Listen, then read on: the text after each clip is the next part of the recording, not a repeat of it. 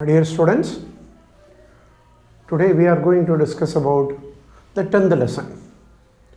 You know, the last three lessons, 10, 11, 12, quite easy for you people, since you will be more interested in writing stories than that of the content.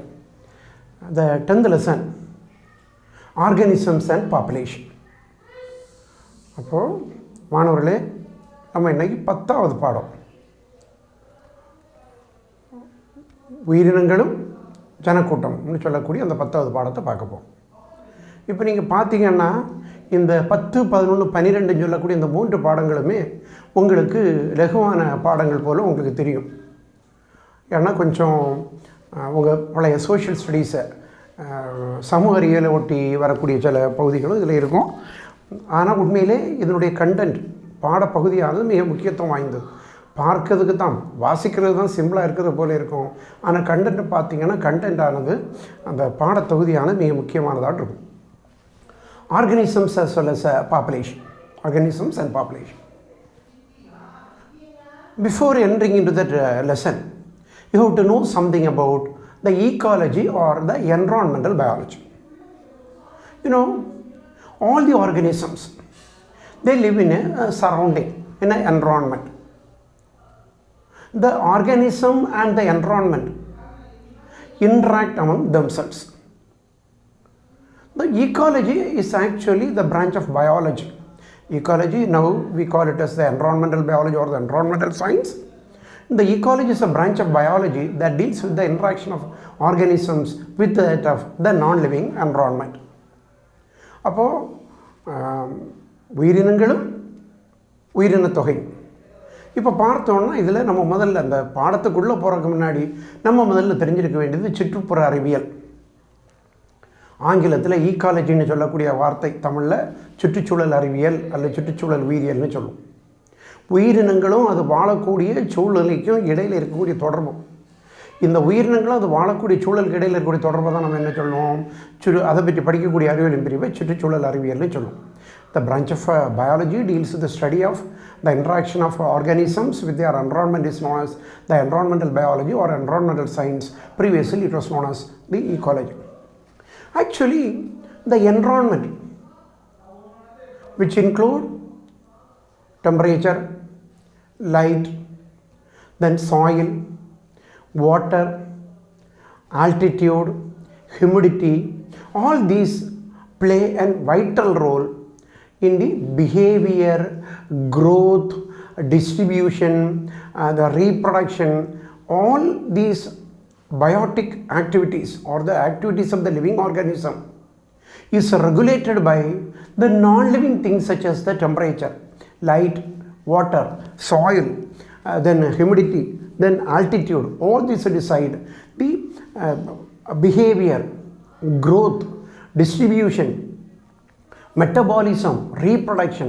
All these factors are decided by the non-living factors. அப்போ பார்த்தோன்னா இந்த பாடத்தில் முதல்ல நம்ம சுற்றுச்சூழல் தான் சொல்லுவோம். அப்போது ஒரு உயிரினுடைய செயல்பாடு நம்ம சொல்லக்கூடியது என்னது, ஒரு உயிரினுடைய உடல் நடைபெறக்கூடிய வளர்ச்சிதை மாற்றம், அந்த உயிரினுடைய வளர்ச்சி, அந்த உயிரினுடைய பழக்க வழக்கங்கள், அந்த உயிரினுடைய இனப்பெருக்கம், அந்த உயிரினுடைய புவி பரவல், இது எல்லாத்தையும் தீர்மானிக்கக்கூடியது என்னது, அந்த உயிரி வாழக்கூடிய இடத்துல இருக்கக்கூடிய சுற்றுச்சூழல். அப்போ சுற்றுச்சூழல் தான் அந்த உயிரினுடைய எல்லா செயல்பாடுகளையும் தீர்மானிக்கக்கூடியதாட்டு அமையுது. ஸோ ஆல் தீஸ் நான் living things such as temperature, light, water, soil, humidity, altitude, all this we call it as the abiotic factors or the non-living factors. The non-living factors is having the greater influence on the living factors.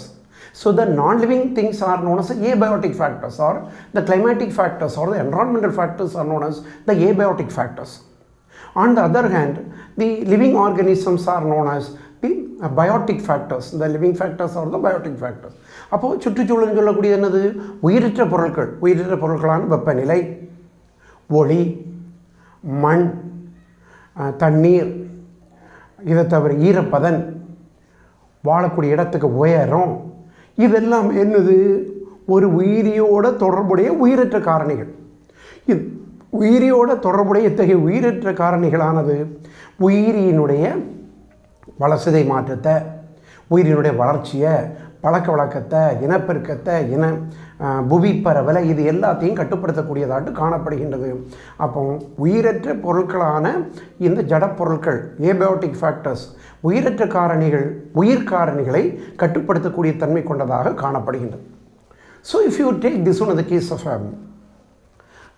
organisms, the organisms, they are found in specific environmental conditions. The environmental conditions where the organisms found is known as the habitat or the living place. So the habitat is a living place where the organisms are commonly found.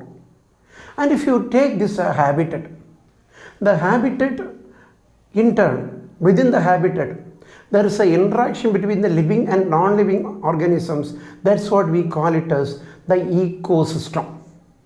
So the ecosystem is the smallest area where the organisms as well as the non-living organisms are there. This ecosystem is a part of the habitat. And if you take this one, the smaller one is the ecosystem.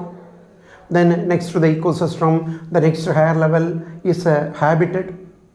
Then the next higher level, if you take this one, the biome. Like that, the various levels are there. Actually, it starts from the simplest unit, that is the population. Population is a group of organisms of a particular species, a particular individual species. You collectively together form a population. Number of populations together form a community. So if you take the next higher level, the next higher level is a community. The number of related populations live together, that form the community. Then the community together forms the biome. Number of communities will be there, that together form the biome. அப்போ பார்த்தோன்னா உயிரினங்களுக்கு வாழிடத்தை முதல் என்னது வாழிடம், habitat. இந்த அப்போ ஒரு habitat எடுத்துக்கிட்டோம்னா, ஒரு வாழிடத்தை எடுத்துக்கிட்டோம்னா, ஒரு வாழிடத்தில் இருக்கக்கூடிய உயிருள்ளவை உயிரற்ற அந்த சூழலோட, சுற்றுச்சூழலோட ஒரு தொடர்பை வச்சுருக்கோம். இந்த உயிருள்ளதுக்கும் உயிரற்றதுக்கும் உள்ள தொடர்பை தான் நம்ம என்ன சொல்லிவிடுவோம், ஈகோசிஸ்டம், சூழியல் மண்டலம்னு சொல்லுவோம். அப்போ சூழியல் மண்டலம் மிகச்சிறியது. அப்போ ஒரு சூழியல் மண்டலத்தை எடுத்துக்கிட்டோம்னா அங்கே என்ன இருக்கும், ஒரு இனக்கூட்டம், விலங்கின கூட்டம் ஒன்று இருக்கும், பாப்புலேஷன். ஒரே இனத்தை சார்ந்த உயிரிகள் கூட்டமாட்டு வாழ்ந்துன்னு அதை என்ன சொல்லுவோம், நம்ம இனக்கூட்டம், பாப்புலேஷன் சொல்லுவோம். இந்த பாப்புலேஷனுக்கு அடுத்த நிலையை நம்ம என்ன சொல்லிவிடுவோம், பாப்புலேஷனுக்கு அடுத்த நிலையானது, இந்த இனக்கூட்டத்துக்கு அடுத்த நிலையை நம்ம என்ன சொல்லிவிடுவோம், கம்யூனிட்டின்னு சொல்லிவிடுவோம். பல இனக்கூட்டங்கள் சேர்ந்து வாழக்கூடியதான் நம்ம என்ன சொல்லுவோம், ஒரு சமூகம், கம்யூனிட்டின்னு சொல்லிவிடுவோம். இந்த கம்யூனிட்டிக்கு அடுத்தது நம்ம என்ன சொல்லிவிடுவோம், பயோம்கள்னு சொல்லிவிடுவோம். பெரிய சூழியல் மண்டலங்களை நாம் பயோம்கள்னு சொல்லுவோம். அப்போ சின்னதை பார்த்தோன்னா வாழிடம், வாழிடத்துக்கு அடுத்தது பார்த்தோம்னா கம்யூனிட்டி, அந்த இனக்கூட்டங்களை சொல்லுவோம். அப்போ இதை அடுத்து என்ன சொல்லுவோம், அதுக்கப்புறம் இருக்கக்கூடியதை பயோம்கள் சொல்லுவோம். இப்படி பல நிலைகள். அப்போ ஒவ்வொரு நிலையை பொறுத்தவரையில் முதல்ல இனக்கூட்டம் ஒரே ஒரு இனத்தை சார்ந்தது. ரெண்டாவது கம்யூனிட்டின்னு சொல்லக்கூடிய சமூகத்தை பார்த்தோன்னா பல இனக்கூட்டங்கள் அங்கே இருக்குது. இந்த சமூகத்தை எடுத்துக்கூடிய பயோம்களை பார்த்தோன்னா இன்னும் நிறைய தாவரங்கள், விலங்கினங்கள், இப்படி பல இருக்கக்கூடியதாட்டு காணப்படுகின்றது. Here if you take this one, you have to know something about the niche, ecological niche. It is a specific area in the particular habitat where the organism is found. The specific area where the particular organism is found is known as the niche. If you take this niche is specific to each and every organism. In a habitat, each and every organism occupies a specific area. That we call it as the ecological niche. The same organism will found in different habitats. So if you take this one, if the same organism is found in different habitats, we call it as the ecological equivalence. A specific organism is found in different habitats, then it is known as the ecological equivalence, because in the similar condition only it is found, so that we call it as a ecological equivalence. அப்போ பார்த்தோன்னா இதில் குறிப்பிட்டு நாம் சொல்லக்கூடியது நிச்சுன்னு சொல்லக்கூடிய ஒரு வார்த்தை. ஒவ்வொரு உயிரிக்கும் அது வாழக்கூடிய இடத்துல ஒரு குறிப்பிட்ட பகுதி ஒன்று காணப்படுது. அந்த நிச்சுன்னு சொல்லக்கூடியதை நம்ம குறிப்பிட்டு சொன்னதை என்ன சொல்லலாம்? முகவரி, அட்ரஸ் ஆஃப் த ஆர்கானிசம். ஒரு சூழியல் மண்டலத்தில் ஒரு உயிரி எந்த இடத்துல இருக்கோ அதை தான் என்ன சொல்லுவோம்? அதனுடைய முகவரி, அதனுடைய நிச்சுன்னு சொல்லுவோம். இப்போது ஒரே உயிரினம் பல்வேறு சூழியல் மண்டலங்களில் காணப்படலாம். பல்வேறு சூழியல் மண்டலங்களில் ஒரே உயிரினம் காணப்பட்டதுன்னா அதை நம்ம என்ன சொல்லுவோம்? சூழியல் சமமானவை, ecological equivalence ன்னு நம்ம சொல்லுவோம். For this to have a better understanding, we will have this example for this niche. Grasshopper as well as cricket, both are insects, both are closely related, both are found in the same area in the grassland, but each one occupies a specific niche. Each one has its own behavior, each one has its own feeding habits. If you take the grasshopper, grasshopper is a diurnal, it is active during the daytime. It feeds on the greenery, that is a grass seen on the upper part of the grasslands, green in color. Whereas if you take the cricket which is a brown in color, which occupies the lower area very close to that of the root, that is a stem and root. Once again it is nocturnal, it is active only during the night. So grasshopper as well as the cricket occupy the same grassland, but each one is having its specific niche. The specific niche are one on the upper side with the grass, another one is with the stem as well as the root. Grasshopper is nocturnal, it is a diurnal, active during the daytime, while the cricket is nocturnal, active only during the night. So each one is having the specific place in the same grassland habitat. So that's what we call it as the ecological niche. Like that, it is not only seen in the insects, we will see in the various animals. Each and every animal is occupying a specific area. Among the fishes, the best example is the common carps, Katla, Rogu, Merga. If you take this Katla occupies the surface because it is a surface feeder. Rogu is a column feeder, it feeds in the middle area. Mrigal is a bottom feeder, it occupies the bottom. Though they live in the same water body, same pond, same lake, each one is having a specific feeding area, so that is a niche of these fishes. அப்போது இந்த ecological நிச், அப்போது ஒவ்வொரு உயிரிக்கும் ஒரு வாழிடத்தில் ஒரு முகவரி இருக்குது. இப்போ இதை நம்ம சரியாக புரிந்து கொள்வதற்கு 2 எடுத்துக்காட்டுகளை பார்க்க போகிறோம்.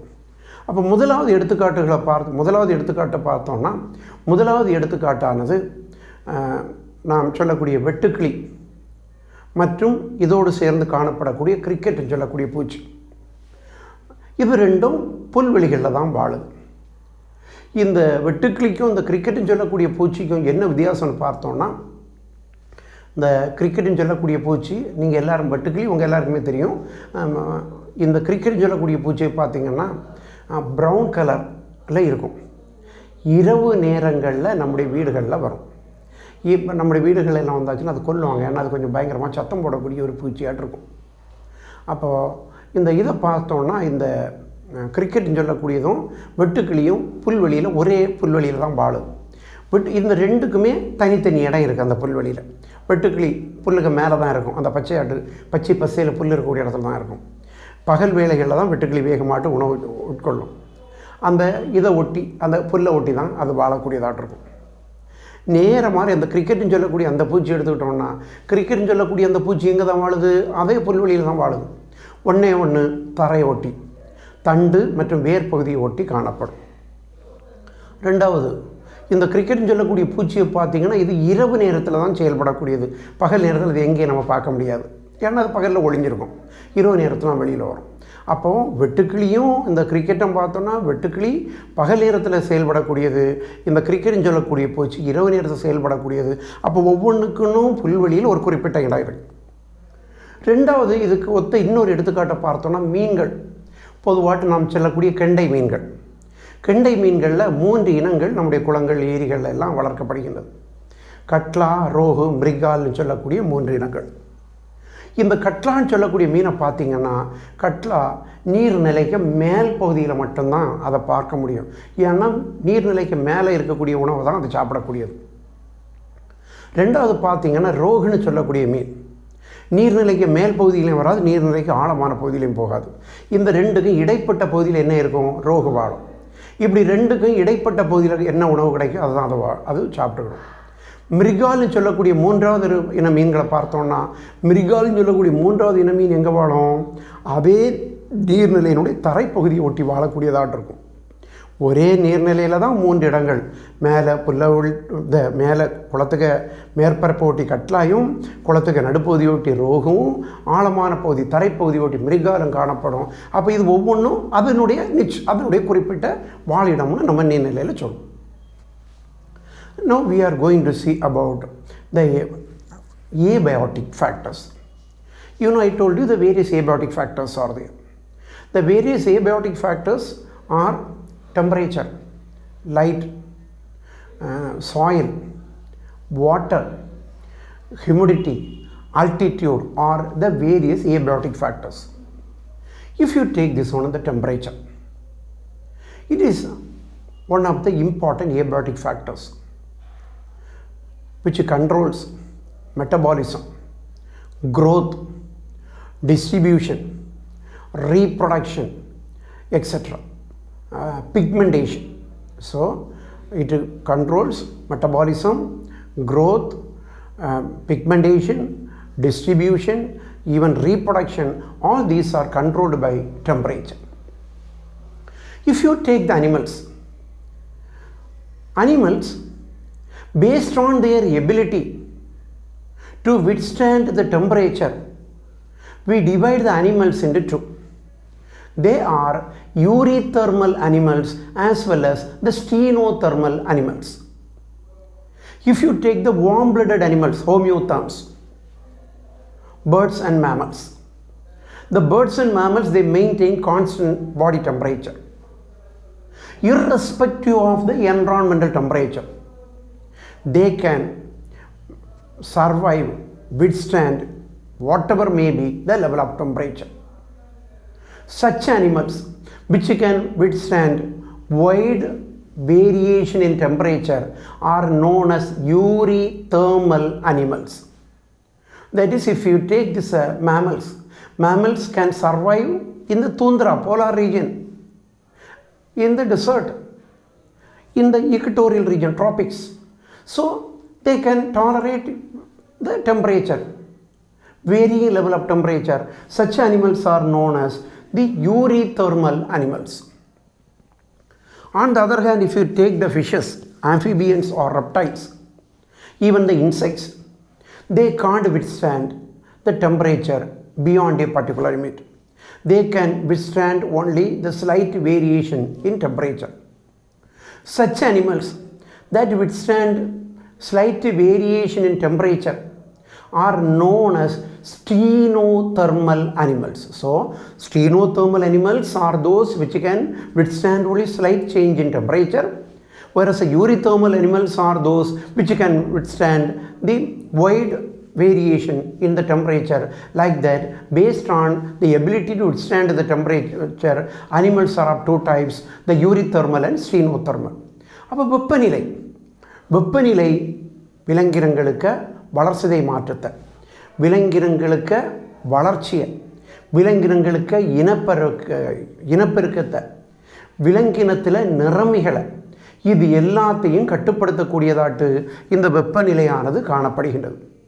இப்போ வெப்பநிலை எடுத்துக்கிட்டோம்னா வெப்பநிலையானது இந்த விலங்கினங்கள் வெப்பநிலையை தாங்கக்கூடிய தன்மைக்கு அடிப்படையில் விலங்கினங்களை நாம் 2 வகையாக பிரிக்கும்.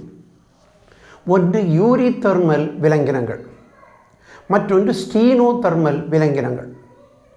எந்தெந்த விலங்கினங்கள் வெப்பநிலையில் எந்த அளவு வேறுபாடு ஏற்பட்டாலும் அந்த வெப்பநிலையை தாங்க முடியுமோ அத்தகைய விலங்கினங்கள் எல்லாத்தையும் நாம் யூரிதெர்மல் விலங்கினங்கள்னு சொல்லுவோம். எடுத்துக்காட்டாக வெப்பரத்த பிராணிகளான பறவைகளும் பாலூட்டிகளும். இந்த வெப்பரத்த பிராணிகளான பறவைகளும் பாலூட்டிகளும் வெப்பநிலையில் எந்த மாற்றம் ஏற்பட்டாலும் சரி, 0 டிகிரி தூந்தர பிரதேசத்தில் எடுத்துக்கிட்டிங்கன்னா -டிகிரியில் இருக்கும் வெப்பநிலை, தூந்தர பிரதேசத்துலேயும் அவைகளால் வாழ முடியும். நேர மாறி பூமத்திய ரேகையில் வாழ முடியும், பாலைவனங்களிலையும் வாழ முடியும். அப்போ வெப்பநிலையில் எத்தகைய மாற்றம் ஏற்பட்டாலும் அத்தகைய மாற்றங்களை ஏற்றுக்கொள்ளக்கூடிய விலங்கினங்களை நம்ம என்ன சொல்லுவோம்? யூரிதெர்மல் விலங்கினங்கள்னு சொல்லுவோம். மாறாக மீன்கள், இருவாளிகள், ஊர்வன மற்றும் பூச்சிகள் இதெல்லாம் எடுத்துக்கிட்டோம்னா இவைகள் பெருமளவு வெப்பநிலை வேறுபாடை இவைகளால் தாங்க இயலாது. அப்போ பெருமளவு வெப்பநிலை வேறுபாடை தாங்க இயலாத இத்தகைய உயிரினங்களை நம்ம என்ன சொல்லுவோம்?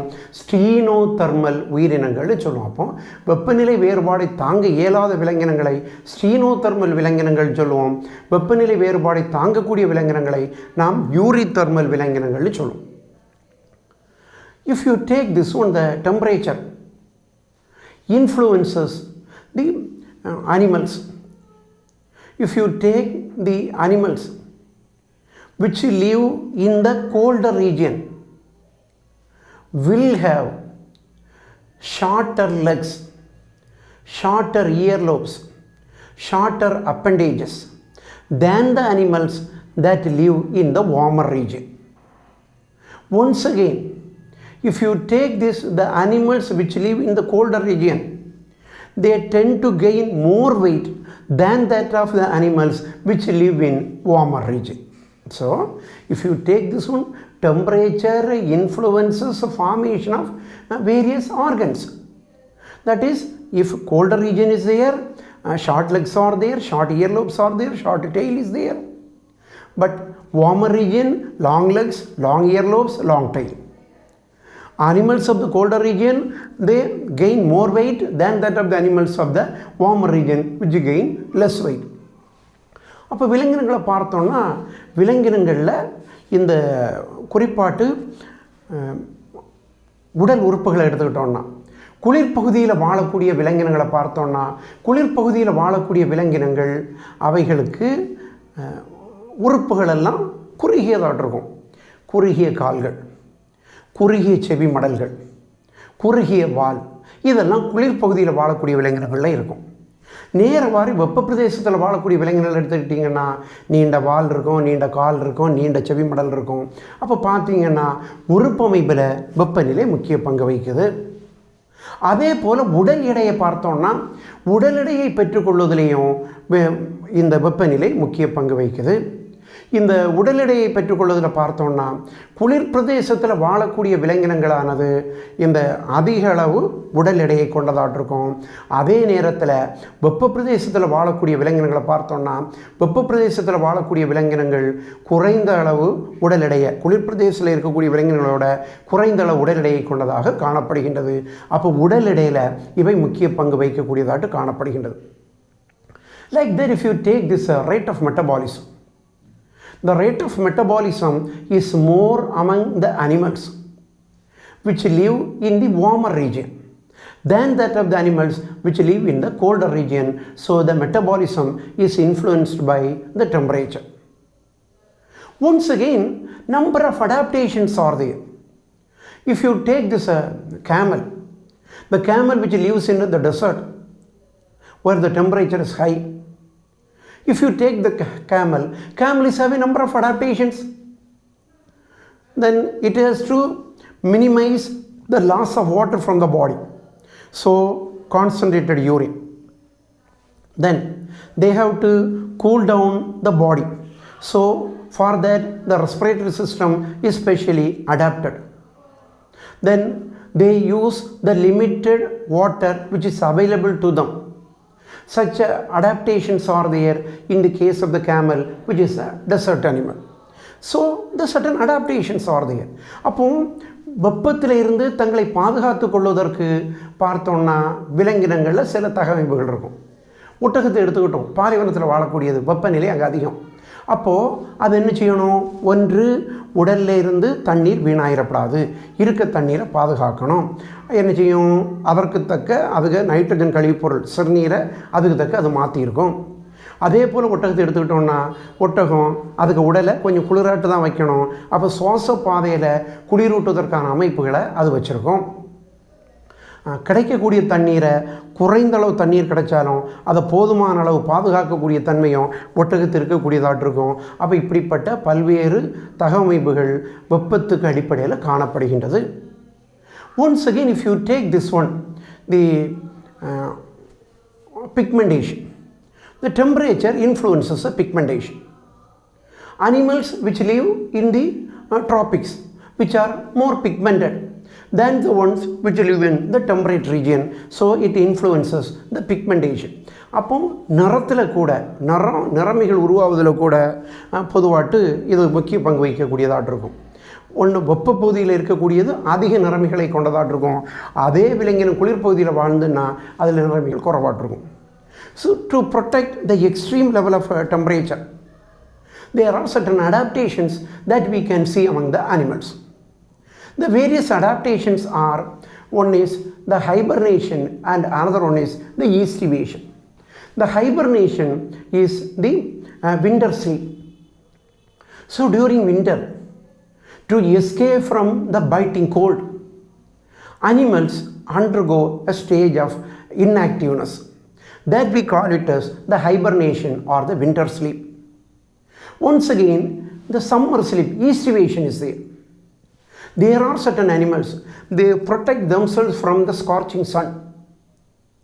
They dig burrows and they remain in the burrows throughout the daytime, so that they can protect themselves from the increased temperature. That we call it as the estivation or the summer sleep.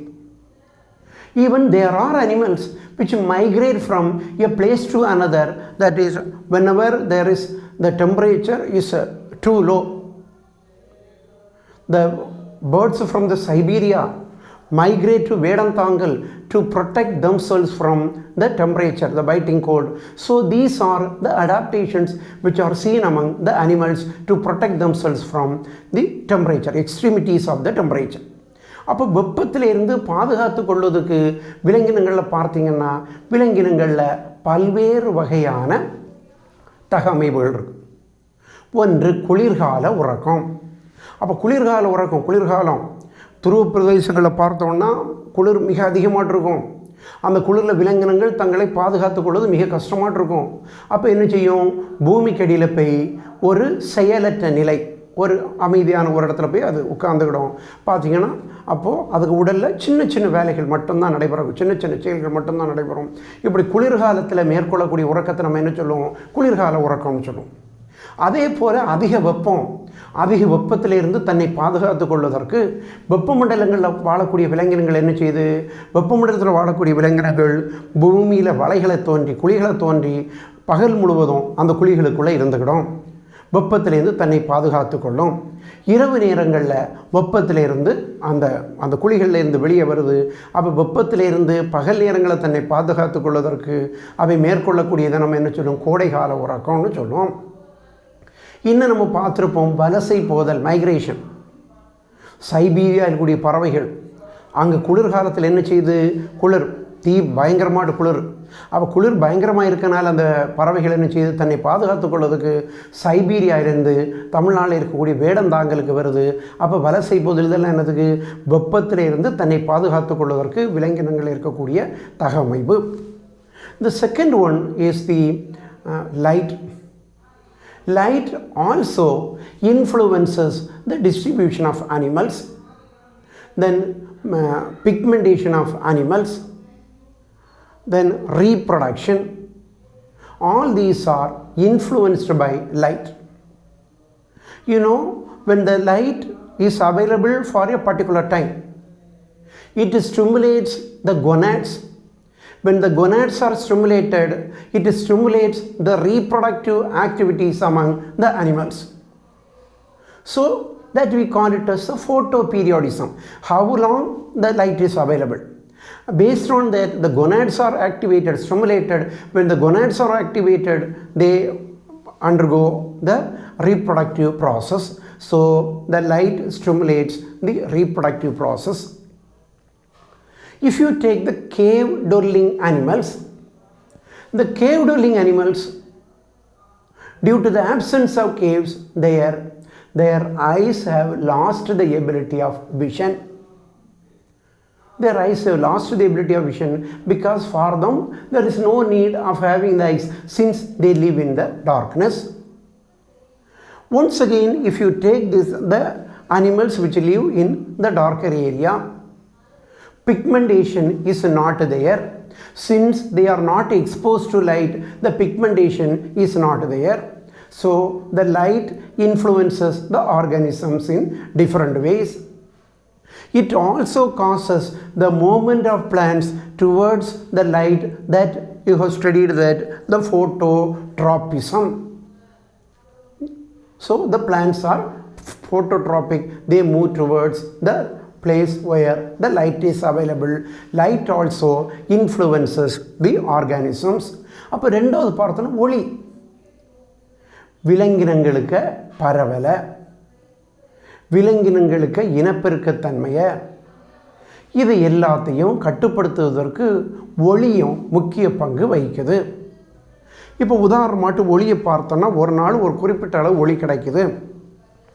அப்போ குறிப்பிட்ட அளவு ஒளி கிடைக்கும் போது என்ன செய்யும்? அவைகளினுடைய இனப்பெருக்க மண்டலம் தூண்டப்படுது. ஒரு நாள் இவ்வளோ நேரம் ஒளி கிடைக்கி, அப்போ அவ்வளோ நேரம் ஒளி கிடைக்கும் போது இனப்பெருக்க மண்டலம் தூண்டப்படுது, இன செல் உருவாகுது, இனவிருத்திக்கு விலங்கினங்கள் தயாராகின்றது. இனப்பெருக்கத்தை அது தூண்டக்கூடியதாட்டு இருக்கு. ரெண்டாவது பார்த்தோன்னா ஒளியினுடைய இன்னொரு முக்கியத்துவம், குகைகளில் வாழக்கூடிய, ஒளி இல்லாத இடங்களில் வாழக்கூடிய விலங்கினங்களை எடுத்துக்கிட்டோம்னா அவைகள் என்ன இருக்காது? பார்வை உணர்வு, கண்கள் வளர்ச்சி அடைந்திருக்காது. ஏன்? கண் இருந்தாலும் எந்த பிரயோஜனமே இல்லை, அங்கே தான் ஒளியே இல்லை, இருட்டில் வாழறதுனால அவைகளுக்கு என்ன செய்யாது? ஒளி உணர்வுப்பான கண்களானது வளர்ச்சி அடைந்திருக்காது. அதே போல் ஒளி இல்லாத இடத்துல வாழக்கூடிய விலங்கினங்களை பார்த்தோம்னா நிறமிகள் அவைகளில் மிகவும் குறைவாட்டிருக்கும். நிறமிகள் இருக்காது. ஏன்னா நிறமிகள் வளர்ச்சியடையணும்னா அதில் ஒளிப்பட்டிருக்கணும். அப்போ ஒளிப்படாததுனால நிறமிகள் வளர்ச்சியடைந்திருக்காது. அப்போ ஒளி எடுத்துக்கிட்டோம்னா ஒளி கூட விலங்கினங்களுக்கு முக்கியமான ஒரு உயிரற்ற காரணியாட்டு காணப்படுகின்றது. So if you take this the soil, so the soil is formed by the weathering of rocks by the various climatic factors. Soil acts as a substratum.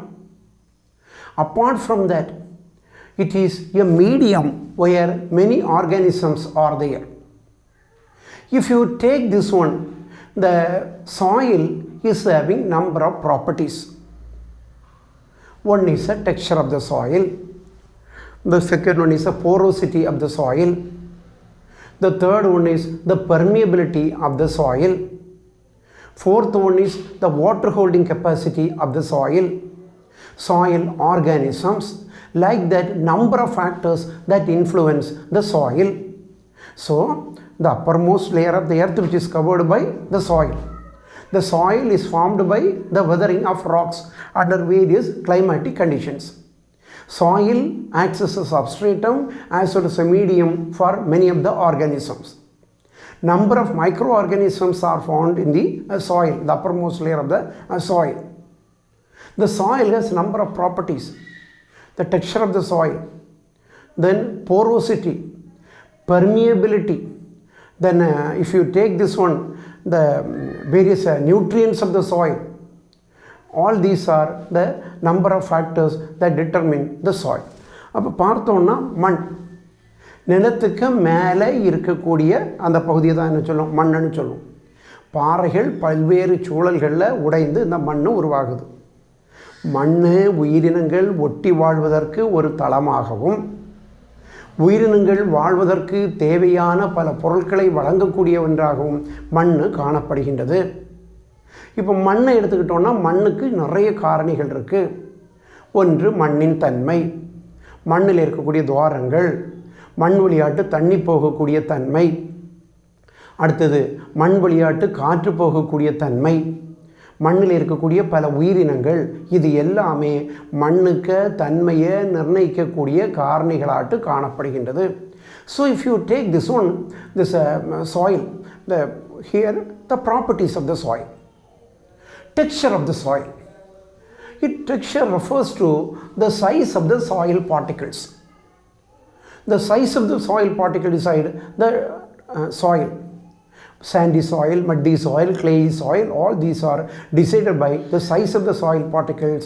So the texture of the soil is there.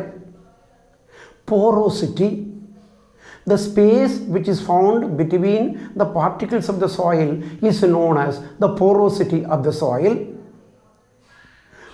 Permeability, how water flows through the soil, that we call it as the permeability of the soil.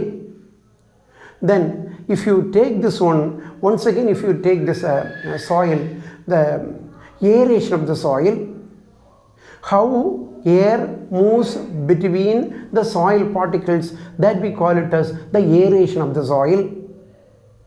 Soil organisms, which are the different types of organisms which are found in the soil, that is known as the soil organisms. அப்போ மண்ணை பார்த்தோன்னா மண்ணுக்கு நிறைய காரணிகள் இருக்குது.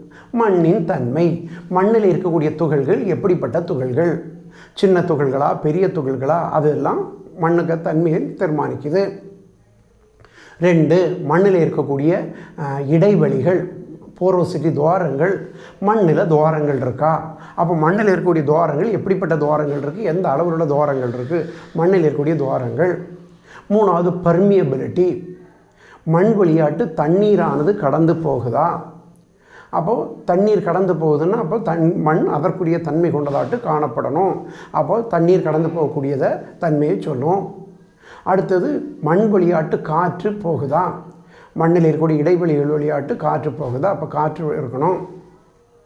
மண்ணில் பல்வேறு வகையான ஊட்டப்பொருட்கள் இருக்கா, நியூட்ரியன்ஸு, தாவர வளர்ச்சியை தூண்டக்கூடியதற்கான பல்வேறு ஊட்டப்பொருட்கள் மண்ணில் இருக்குதா, மண்ணில் எப்படிப்பட்ட உயிரினங்கள் வாழுது, இது எல்லாமே மண்ணுக்கு தன்மையை தீர்மானிக்கக்கூடியதாட்டு காணப்படுகின்றது.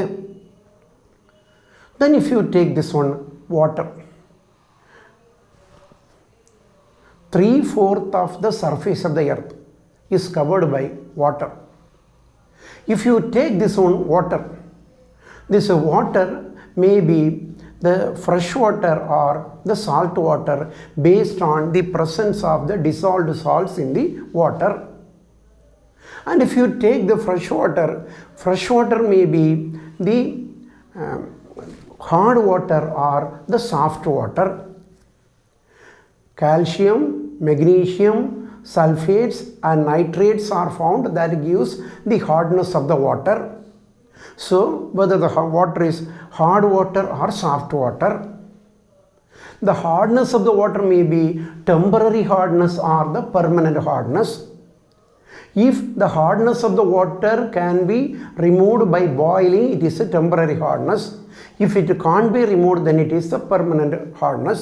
So 3/4 of the earth's surface is covered with water. Water is of 2 types, namely fresh water and salt water. So based on the salts in that, if the salts are dissolved in water, that is a salt water. Instead of that, the fresh water is there. The fresh water may be soft water or hard water. If you take this chlorides and sulfates of calcium and magnesium is there, then it is known as the hard water. If it is not there, soft water. The hard water may be hard water may be once again temporary hard water and permanent hard water. If the hardness can be removed by boiling, heating, then it is known as the temporary hard water. Instead of that, if we can't do, that is the permanent hard water. அப்போ தண்ணீர் எடுத்துக்கிட்டோம்னா பூமிக்கு மேற்பரப்பில் 4/3 பகுதி தண்ணீரால் சூழப்பட்டது. அப்போ தண்ணீரை எடுத்துக்கிட்டோன்னா தண்ணீரை பொறுத்தவரையில் தண்ணீரை நம்ம 2 வகையாக பிரிக்கும். நன்னீர் மற்றும் கடல் நீர்னு நம்ம 2 வகையாக பிரிக்கும். இந்த நன்னீரை எடுத்துக்கிட்டோன்னா இது எந்த அடிப்படையில்? உப்பு கலந்திருப்பதனுடைய தன்மையில். பல்வேறு வகை உப்புக்கள் கலந்திருக்கக்கூடிய தண்ணீர் என்ன சொல்லுவோம்?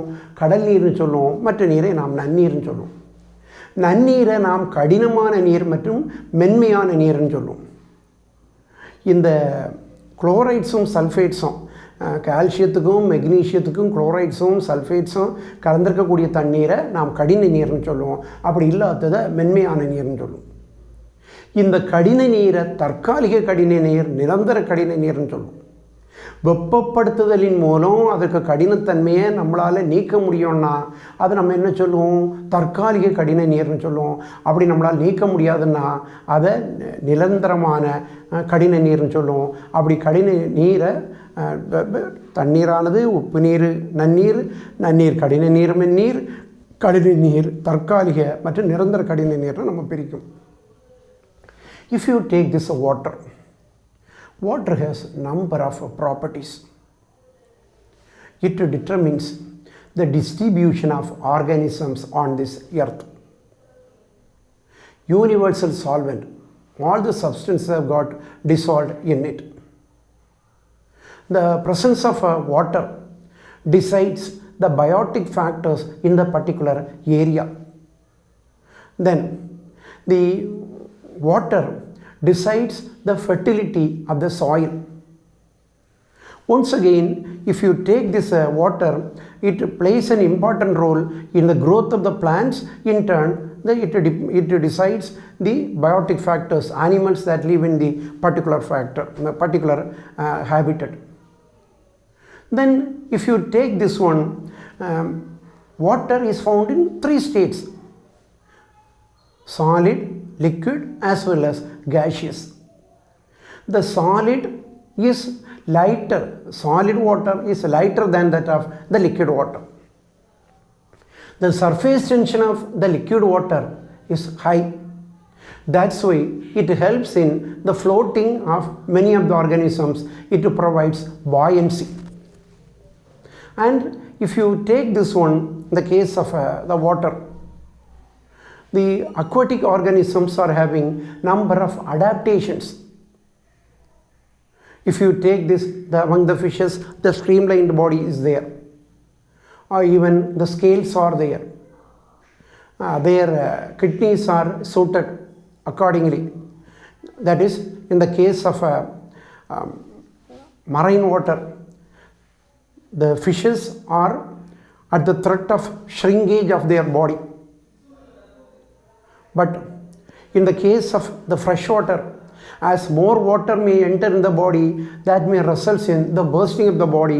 Like that, the number of adaptations are seen among the aquatic organisms. So the number of factors are there. So universal solvent, all the substances have got dissolved in it. The water decides the distribution of animals. Then once again, for the fertility of the soil, water plays an important role. Once again, for the texture of the soil, water is more important. If you take this one, water, it is found in 3 stages: gaseous, liquid as well as the solid state. The surface tension of water is high, so many of them floats. It helps in the dispersal of various organisms. Then it helps the case of aquatic organisms. Number of adaptations are there among the aquatic organisms. Like that, number of factors are there. அப்போ தண்ணீர் எடுத்துக்கிட்டோம், தண்ணீருக்கு பல தன்மைகள் இருக்குது, சிறப்பு தன்மைகள் இருக்குது. சர்வதேச கரைப்பான் எல்லா பொருட்களும் தண்ணீரில் கரைந்து காணப்படுகின்றது. எல்லா சூழல்லையும் தண்ணீர் காணப்படுது. எல்லா சூழியல் மண்டலங்களிலும் தண்ணீர் காணப்படுது. தண்ணீர் உயிரினங்களின் புவிப்பரவலை தீர்மானிக்கக்கூடிய ஒரு காரணியாட்டு காணப்படுது. நிலத்தினுடைய வளத்தின் தன்மை தீர்மானிப்பதில் தண்ணீருக்கு ஒரு முக்கிய பங்கு உண்டு. இப்போ தண்ணீரை பார்த்தோன்னா தண்ணீர் 3 நிலைகளில், திட, திரவ, வாயு நிலைகளில் காணப்படும். திரவ நிலையில் இருக்கக்கூடிய தண்ணீருக்கு பரப்பு இழுவிசை அதிகம். அதனால் என்ன செய்யுது, நிறைய பொருட்கள் தண்ணீரில் மிதக்குது. தண்ணீர் பல உயிரினங்களினுடைய பரவலுக்கு ஒரு முக்கிய காரணமாட்டு தண்ணீர் அமையுது. அடுத்தது தண்ணீரை எடுத்துக்கிட்டோம்னா, தண்ணீரானது எல்லா சூழல்லையும் காணப்படக்கூடிய ஒன்றினால் அனைத்து உயிரினங்களுக்கும் பரவலுக்கும் முக்கிய பங்கு வைக்கக்கூடியதாட்டு தண்ணீர் காணப்படுகின்றது. இப்படி தண்ணீர் நீர்வாழ் உயிரினங்களில் தண்ணீருக்கு ஏற்ற வகையில் பல வகையான தகவமைப்புகள் இருக்குது. இப்போ கடல் நீரில் வாழக்கூடிய உயிரினங்களை பார்த்தோம்னா, கடல் நீரில் வாழக்கூடிய உயிரினங்கள் அதுக்கு உடலில் இருக்கிறத விட வெளியில் நீரில் இருக்கக்கூடிய உப்புத்தன்மை அதிகம். உடலில் இருக்கக்கூடிய தண்ணீரோடு வெளியேறி என்ன செய்திடலாம், உடல் சுருங்கி போயிடலாம். அப்போ அதிலிருந்து பாதுகாத்து கொள்வதற்கு அது சில தகவல்களை வச்சுருக்கோம். அதே போல் நன்னீரில் வாழக்கூடிய விலங்கினங்களை எடுத்துக்கிட்டோம்னா, வெளியில் இருக்கக்கூடிய தண்ணீருக்கு அடர்வு குறைவு, ஆனால் அதுக்கு உடலில் அடர்வு அதிகம். வெளியில் இருக்கக்கூடிய தண்ணீர் நிறைய உள்ள போய் என்ன செய்திடலாம், உள்ளே இருக்கக்கூடிய அந்த உடலுக்கு அளவு அதிகரித்து உடலானது உடைந்து போகிறதுக்கு செய்யலாம். அப்போது தண்ணீரில் இருந்து பாதுகாக்கிறதற்கு விலங்கினங்களில் என்ன செய்யுது, பல்வேறு வகையான தகவமைப்புகள் காணப்படுகின்றது. அப்போது தண்ணீர் ஒரு உயிரற்ற காரணி, ஏபயோட்டிக் ஃபேக்டராட்டு காணப்படுகின்றது. Altitude is a height where the organisms are found. You know, when we ascend from the plains to the higher altitude, the temperature decreases. When the temperature decreases, based on that, the various animals that live in the particular height, that also differs. So the altitude plays an important role. Altitude உயரம். அப்போ சமபூமியிலேருந்து நம்ம மலைகளுக்கு போகிறோம். மேலே போக போக என்ன செய்யும், அந்த வெப்பநிலைக்கு அளவானது குறைஞ்சி வந்துக்கிட்டே இருக்கும். அப்போது வெப்பநிலை குறைய குறைய அந்த இடங்களில் இருக்கக்கூடிய உயிரினங்களுக்கு தன்மை என்ன செய்துக்கிட்டு இருக்கும், மாறிக்கிட்டு இருக்கும். Humidity is a presence of water vapour in the atmosphere. The humidity may be absolute humidity as well as a relative humidity. If you take this, the total water molecules that is found in the case of the air is termed as the absolute humidity. Instead of that, if the humidity is calculated percentage wise, then it is known as the relative humidity. So the humidity once again plays an important role in the distribution of animals. அப்போ ஈரப்பதன், வளிமண்டலத்தில் எவ்வளவு தண்ணீர் இருக்கோ அதைத்தான் நம்ம என்ன சொல்லுவோம், ஈரப்பதன்னு சொல்லுவோம். அப்போது இது ரெண்டு வகையாக, முழுமையான ஈரப்பதன் மற்றும் ஒப்பீட்டியலான ஈரப்பதன் ரெண்டு வகையாக பிரிக்கும். மொத்தம் வளிமண்டலத்தில் எவ்வளோ தண்ணீர் இருக்கோ அதை நம்ம பார்த்தோன்னா அதை என்ன சொல்லுவோம், ஆப்சல்யூட் ஹியூமிடிட்டின்னு சொல்லுவோம். அப்படி அல்ல, அதை நம்ம சதவீதத்துக்கு கணக்காக்கணும்னா அதை நம்ம என்ன சொல்லுவோம், ஒப்பீட்டு. ஒவ்வொரு காலங்கள்லேயும் நம்ம கோடை காலத்தில் எவ்வளோ இருக்குது, குளிர்காலத்தில் எவ்வளோ இருக்குது, அப்படி நம்ம பல்வேறு காலங்களை நம்ம ஒப்பிட்டு பார்த்தோம்னா அதை என்ன சொல்லுவோம், ஒப்பீட்டு ஈரப்பதன்னு சொல்லுவோம். அப்போ ஈரப்பதனம் உயிரினங்களுக்கு பரவலில் முக்கிய பங்கு வைக்கக்கூடியதாட்டு காணப்படுகின்றது. So what ever we have discussed so far are the abiotic factors. And if you take this one, now we are coming to the biotic factors. Among that, the first we see about the aquatic ecosystem, the aquatic biome. As we discussed earlier, the aquatic ecosystem is broadly divided into two. They are the freshwater as well as the marine. The ponds, lakes, rivers, dams which come under the freshwater, whereas the seas and oceans come under the marine, mainly based on the salinity. அப்போது நன்னீர் வாழிடத்தை எடுத்துக்கிட்டோன்னா, இந்த நீர் வாழிடம் உப்பின் தன்மையினுடைய அடிப்படையில் நீர் வாழிடத்தை நம்ம ரெண்டாட்டு பிரிக்கும். ஒன்று நன்னீர், மற்றொன்று கடல் நீர். ஆறு, குளம், அருவிகள், நீரோடைகள், ஏரிகள், இவைகள் எல்லாமே நாம் நன்னீர் வாழிடங்கள்னு சொல்லுவோம். நேர மாறி கடல்கள் மற்றும் பெருங்கடல்கள் எல்லாத்தையும் கடல் நீர் வாழிடம்னு சொல்லுவோம். Now we come to the terrestrial habitats or the terrestrial biomes. The larger habitats are known as the biomes. The biomes, if the similar climatic conditions are found in various parts of the earth, that is regarded as a biome. If you take this, the biomes may be tundra, taiga, grassland, alpine, then the forest. The forest may be the evergreen forest as well as the deciduous forest. So then deserts, if you take the larger biomes are tundra, then followed by the tundra, the second one is the taiga, the third one is the grasslands, the fourth one is the alpine zone, the fifth one is a forest. The forest we divide into the deciduous forest as well as the evergreen forest, and finally the deserts are there. These are the various biomes. We will see these biomes in the next class. Students, please go through the lessons, and if you have any doubt, please feel free to call me. அப்போ இதுவரை மாணவர்களே இப்போ நம்ம என்ன பார்த்தோம், நீர் வாழிடம் பார்த்தோம். இனி நில வாழிடங்களை ஒத்த சூழியல் மண்டலம் எங்கெங்கே இருக்கோ அதை நம்ம என்ன சொல்லுவோம், பயோங்கள்னு சொல்லுவோம். இப்போ முக்கியமான பயோங்கள் இதெல்லாம் தூந்திர பிரதேசம், டைகா, அடுத்து பார்த்தோன்னா புல்வெளிகள், 4 ஆல்பைன், 5வது காடுகள். அப்போ காடுகளை பார்த்தோன்னா 2 வகையாட்டு பிரிக்கும். ஒன்று பசுமை மாற காடுகள், மற்றொன்று அடற்காடுகள்னு 2ஆக பிரிக்கும். அதை அடுத்து இருக்கக்கூடியது இறுதியாட்டு நாம் பாலைவனங்கள். இப்படிப்பட்ட பயோம்கள் இருக்குது. இது எல்லாத்தையும் நம்ம அடுத்த கிளாஸில் பார்ப்போம். மாணவர்களே, புத்தகத்தை திறந்து படிங்க. ஏதேனும் உங்களுக்கு சந்தேகங்கள் இருக்கணும்னா நீங்கள் என்ன செய்யலாம், பள்ளிக்கூடத்துக்கு வந்தோ தொலைபேசி மூலமோ என்னோடு தொடர்பு கொள்ளலாம். நன்றி.